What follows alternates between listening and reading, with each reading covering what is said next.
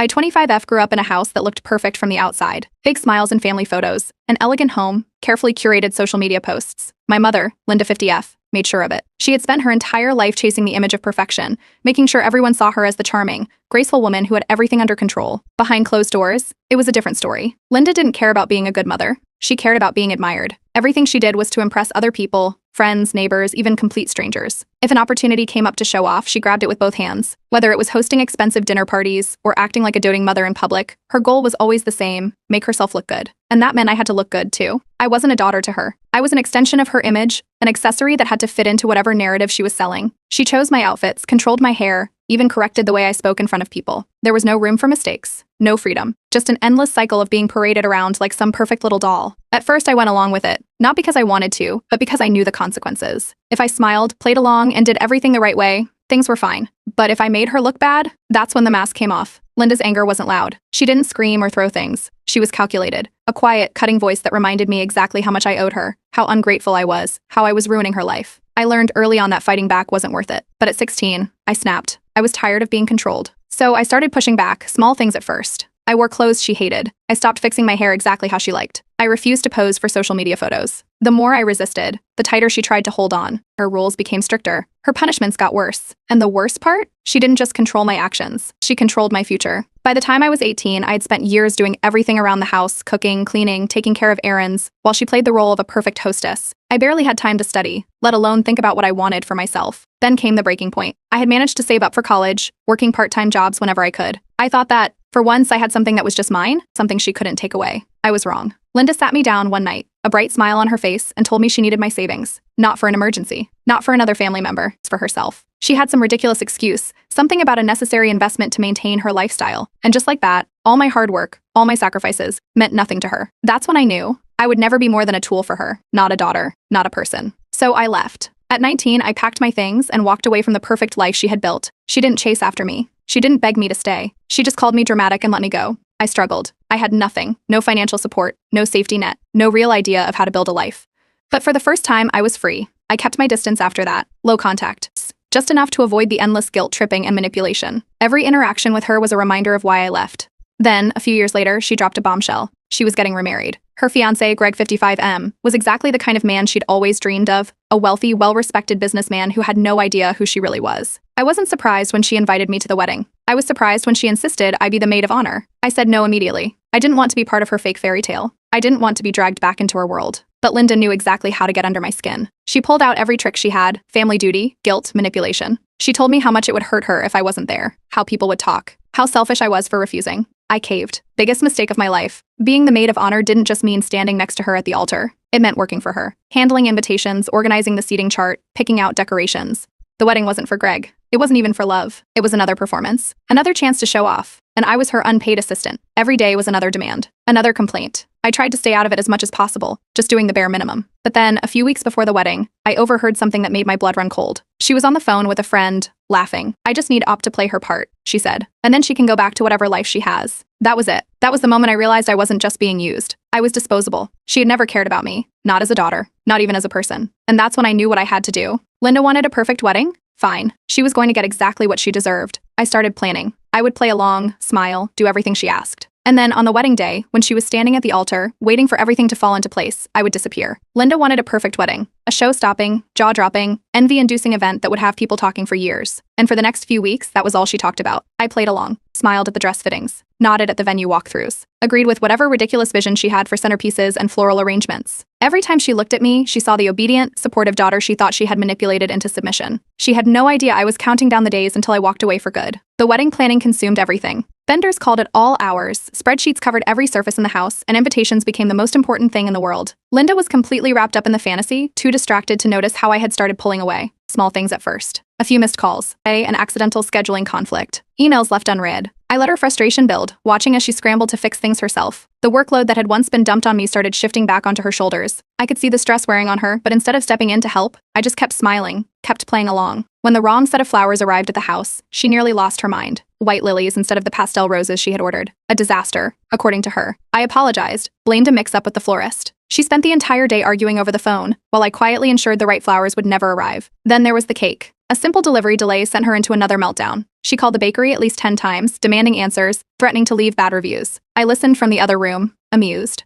What she didn't know was that I had emailed the bakery myself the night before, requesting a postponement due to a family emergency. By the time she figured out what was happening, she suspected something was off but couldn't prove it. She accused the vendors of incompetence, the staff of sloppiness, even snapping at me once, but I played innocent. Meanwhile, she flooded social media with updates. The most important day of my life is almost here. Everything has to be perfect. She posted at least 5 times a day. Picture-perfect snapshots of the wedding dress, the venue, the expensive jewelry Greg had bought for her. She called it the start of her happily ever after, but the only thing I saw was a woman obsessed with a fantasy that was about to fall apart. While she was busy chasing likes and comments, I was making adjustments behind the scenes. I had planned everything carefully, but there were close calls. When I tried to send an extra invitation to Greg's ex, the wedding coordinator almost caught the duplicate on the list. I played dumb, pretending it was an accident, and she moved on. One of the decorators backed out. The caterer got their wires crossed and changed a key delivery date. Tiny inconveniences, little things that, on their own, wouldn't have been a big deal. But altogether, it sent Linda spiraling. She kept saying the same thing over and over. Why is this happening to me? Greg's family started noticing. His sister in particular wasn't blind to what was going on. She started side-eyeing the way Linda barked orders at me, how she treated me more like an employee than a daughter. The concerned looks at family dinners turned into actual questions. Does your mom always act like this? Are you sure she's okay? I wasn't the only one seeing cracks in the perfect wedding facade. Rachel, my sister, couldn't care less. She barely paid attention to anything wedding-related and had zero interest in dealing with Linda's breakdowns. As far as she was concerned, things would just magically come together at the last second. Then a week before the wedding, Linda said something that sealed her fate. On another call with a friend, she laughed, completely oblivious that I was in the next room. I just need Op to get me through this wedding. After that, she can go back to whatever sad little life she has. That was it. Not a thank you. Not an ounce of appreciation. Just another reminder that I was nothing but a prop in her perfect performance. The decision to leave was final. The escape plan was simple. The night before the wedding, I would be gone. No explanation, no long goodbye, just silence. And on the day of the wedding, right before she walked down the aisle, she would receive one last message from me. A short note, delivered at just the right moment. Now you know what it feels like to be left behind. The wedding morning arrived, but I was already gone. No goodbyes, no explanations, just silence. My phone was off. My social media was deactivated. There was no way for Linda to reach me. No last-minute pleading, no guilt-tripping texts. She had spent months forcing me into her perfect fantasy, but today she would face reality. At first, she didn't notice. She was too busy barking orders, making sure the photographers captured every candid moment, obsessing over the dress, the flowers, the lighting. Everything had to be flawless. Rachel, barely awake, scrolled through her phone while half listening to Linda's nonstop monologue about how today was the most important day of her life. Guests were already arriving at the venue. The makeup artist was late. The hairstylist was working twice as fast to make up for it. The energy in the bridal suite was tense. But Linda, too excited about her grand entrance, didn't care. Then someone realized I wasn't there. The wedding coordinator hesitated before asking where I was. Linda waved it off. She's probably running late. Minutes passed. Then an hour. Rachel checked her phone. No messages from me. No missed calls. The makeup artist was finishing up. The photographer was taking staged pictures of Linda holding her bouquet. The officiant peeked in, asking if everything was on schedule. Someone checked my dressing room. Empty. The silence stretched. People started looking at each other. The wedding coordinator hesitated before handing Linda a small white envelope. It had my name on it. Still convinced it was something minor, she barely looked at it before tearing it open. Then she read the words inside. Now you know what it feels like to be left behind. The scream that followed was instant, loud enough that even the guests outside could hear it. Everything in the room stopped. The photographer lowered his camera. The hairstylist froze. Rachel turned her head so fast she nearly dropped her phone. Linda's hands shook as she read the note again, as if the words would change. Then in a sudden rage, she crumpled the paper and threw it to the floor, knocking over a glass of champagne in the process. How could she do this to me? The bridal suite was silent, except for the sound of her heavy breathing. Outside, the guests were still settling into their seats. Some had already noticed the commotion from inside. The murmur of confused whispers started spreading. Rachel moved first, bending down to grab the discarded note. She read it quickly, her expression shifting from confusion to something unreadable. But Linda wasn't paying attention to her. She was storming toward the exit, dress dragging behind her, veil slightly crooked from the sudden movement. She flung open the doors, stepping outside where dozens of guests and Greg's entire family were waiting. The moment they saw her red face and wild expression, the quiet whispers turned into full-on murmurs. Then, like clockwork, Linda turned on the waterworks. Loud, dramatic sobbing, hands over her face, full body shaking. People started pulling out their phones. Rachel, realizing how bad this was getting, stepped forward, trying to talk to her, but Linda wasn't listening. She turned toward Greg, tears running down her perfectly done makeup. Greg, who had already been watching the entire scene unfold, looked exhausted rather than shocked. His jaw clenched, his eyes flicking between Linda, the guests, and his visibly uncomfortable family. Finally, he let out a sigh. I should have listened when my sister warned me about this, he said, shaking his head. This is exactly why Oppie left. Dead silence. Linda blinked rapidly like she had just been slapped. Greg kept going. This wedding isn't about us. It's about you. It's always been about you. Gasps. A few guests shifted in their seats. Someone in the back muttered, yikes. Greg's sister, who had been eyeing Linda with suspicion for weeks, stood up from her chair. She leaned in and whispered something to him. He nodded once. Then, in front of everyone, Greg took a deep breath, turned back to Linda, and said, I can't marry you. The reaction was immediate. Linda's hands dropped from her face. Her mouth opened and closed, like she couldn't process what she had just heard. Then, just as quickly, the tears disappeared, replaced by full-blown rage. "You're ruining my life." She spun in a full circle, looking for anyone, to back her up. The guests avoided her gaze. A few of them had their phones raised, filming. Rachel took a step back. Greg's parents stood up, his father shaking his head in disappointment. And Greg? He had already started walking away. Linda reached out, grabbing his arm, trying to pull him back. He barely looked at her as he shook her off. Then just like that, he was gone. A few guests followed his lead, awkwardly slipping out of their chairs and heading toward the exit. Linda screamed after them, her voice hoarse, demanding they stay, that they fix this. No one did. One by one, people left. The caterers packed up. The band, who had just started setting up their equipment, exchanged awkward glances before quickly disassembling everything. By the time the wedding planner hesitantly approached, asking if she still wanted to go through with the reception, there was barely anyone left to attend. And for the first time in her life, Linda had no one to perform for, no one to impress, no one to control. Just an empty aisle, an abandoned altar, and the last remnants of a perfect day that never happened. Greg's family was done.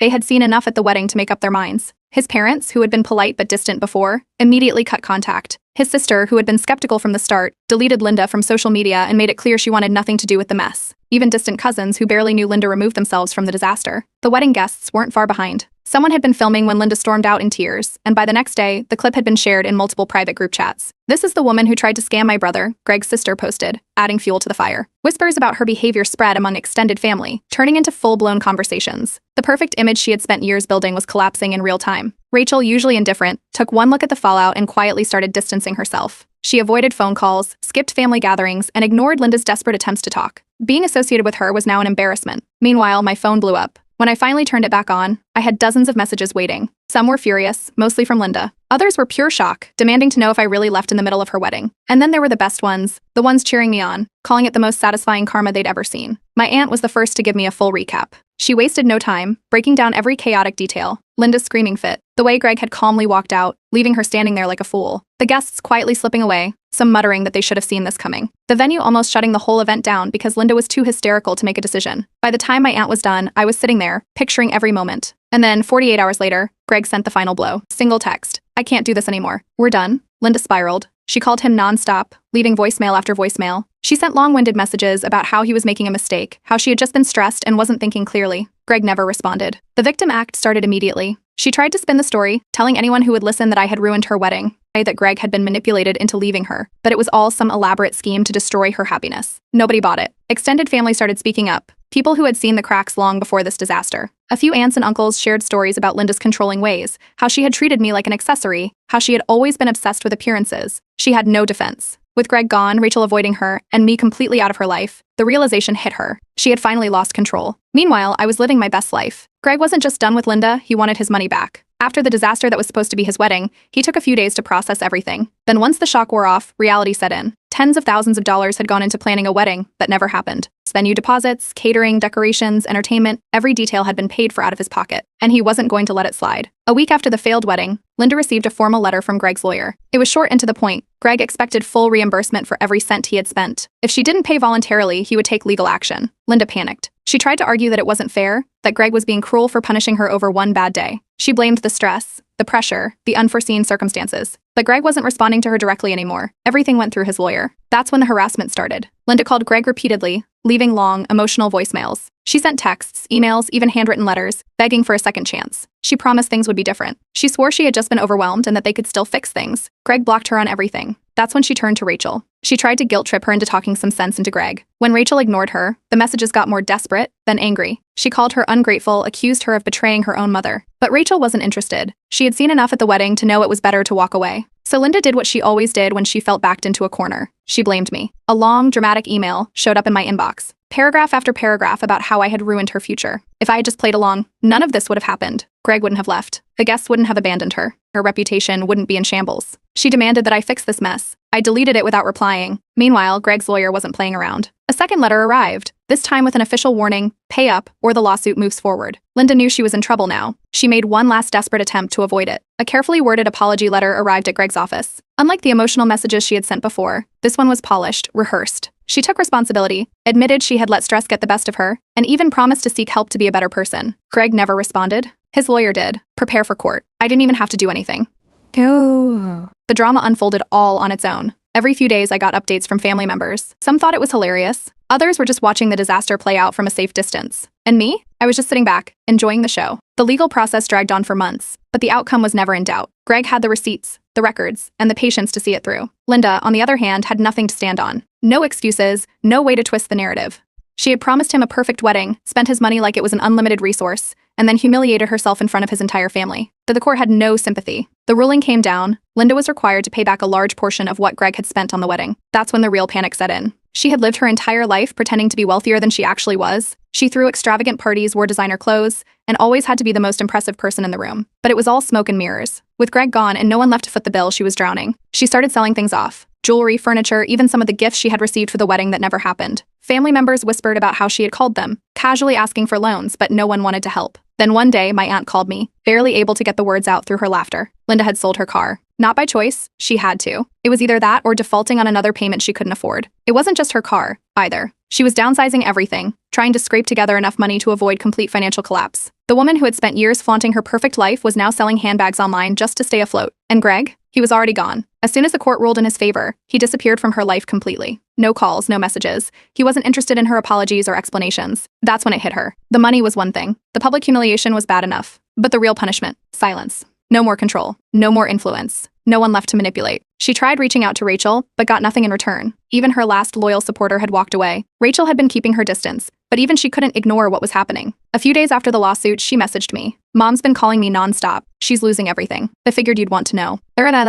I just smiled. There was nothing left to say. The best revenge wasn't some big dramatic moment. It wasn't fighting back or dragging things out. It was moving on. And that's exactly what I did.